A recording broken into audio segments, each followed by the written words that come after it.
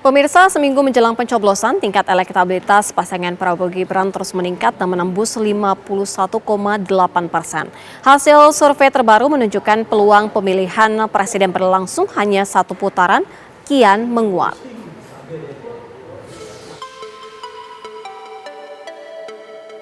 Menjelang berakhirnya masa kampanye pemilu 2024, tingkat elektabilitas tiga pasangan calon presiden dan calon wakil presiden masih terus bergerak. Namun, tren naiknya suara pasangan Prabowo Subianto dan Gibran Rakabuming Raka masih terus berlanjut. Survei terbaru yang dilakukan Indikator dengan menggunakan simulasi surat suara menunjukkan bahwa tingkat elektabilitas Prabowo Gibran sudah mencapai 51,8%. Elektabilitas Prabowo Gibran ini jauh di atas elektabilitas Anies Muhaimin dan Ganjar Mahfud yang masing-masing sebesar 24,1% dan 19,6%.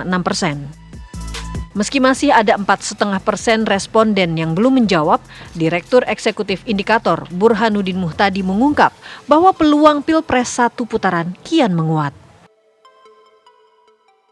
Ya, secara konservatif masih ada peluang ya terjadinya dua putaran.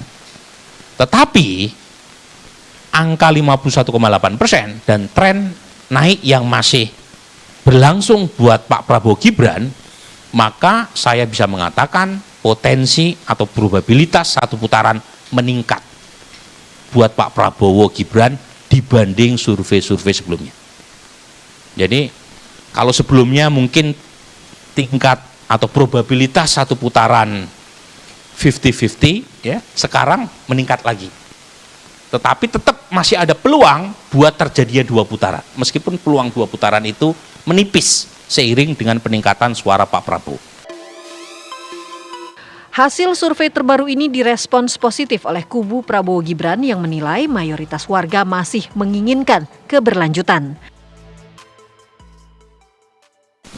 Saya yakin di hatinya Pak Jokowi itu ya nomor 2, saya yakin. Jadi ini jelas mempengaruhi dan publik juga membaca dengan sangat kuat bahwa Pak Jokowi mendukung, walaupun itu adalah hak asasi orang ya memilih, mendukung, tapi publik melihat, termasuk kami juga melihat seperti itu. Sementara Timnas Anies Muhaimin masih tetap optimistis Pilpres bisa berlangsung dua putaran mengingat masih ada responden yang tidak menentukan pilihannya.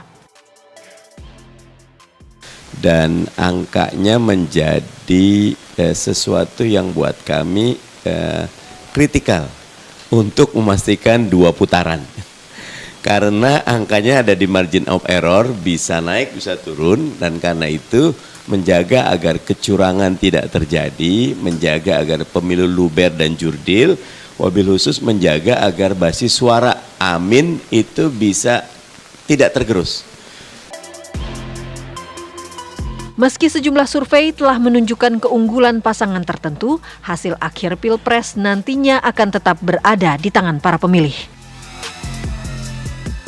Tim TV One mengabarkan.